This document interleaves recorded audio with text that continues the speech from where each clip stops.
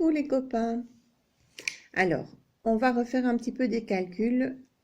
Si j'ai par exemple 18 moins 3, la première chose à faire, souligner le paquet de 10. D'accord?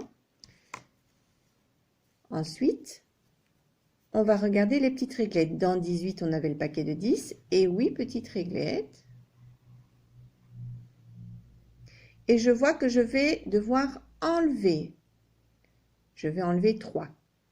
D'accord? Je fais le petit calcul du début de l'année. 8 moins 3. 8 moins 3, ça fait 5. Et je n'oublie pas le paquet de 10. Donc 10 et 5, ça fait 15. Alors, si j'ai 20 moins 4, là, ça se complique un petit peu. Alors, tu vas pouvoir utiliser du matériel. Si tu as des réglettes, eh bien, tu prends tes réglettes. D'accord? Et 20, on connaît, c'est 10 et 10. D'accord? Je vais devoir enlever 4. Mais je ne sais pas casser ma réglette. Donc, si j'enlève 4, je vais les enlever là où il y a les petites réglettes. D'accord? 1, 2, 3, 4. Je les ai mis sur le côté. J'ai enlevé 4. Que me reste-t-il? Il reste la réglette de 10 et 6. 10 et 6, ça me fait 16. Si tu n'as pas de réglette, ce n'est pas grave. Tu peux faire un petit dessin. Tu as 20, donc la réglette de 10 et 10 petites réglettes. Et on doit en enlever 4. 1, 2, 3, 4. Il reste 10 et 6. 10 et 6, ça fait aussi 16.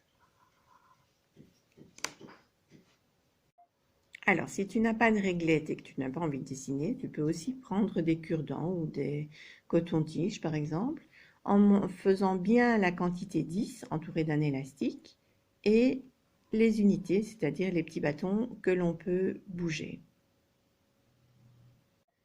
Ainsi, si je fais 20 moins 4, eh bien, je ne vais pas savoir chipoter au paquet de 10, mais par contre, je peux enlever sur les petits bâtons. 1, 2, 3, 4, je les mets sur le côté et je vois qu'il reste 10 et 6. 10 et 6, 16. Alors, je vous propose de travailler aussi directement sur le calcul pour ceux qui ont bien compris les manipulations. Donc, on part du nombre 20. 20, on sait que c'est la réglette de 10 et encore 10. D'accord? Alors, la première chose qu'on va faire, c'est souligner le paquet de 10. Et puis, on va entourer les petites réglettes. Là, on avait 10 petites réglettes toutes seules. Et on sait qu'on va devoir en enlever 4. Je fais le petit calcul, 10 moins 4. 10 moins 4, ça fait 6. Et dans ma réponse, je vais mettre la réglette de 10 et 6.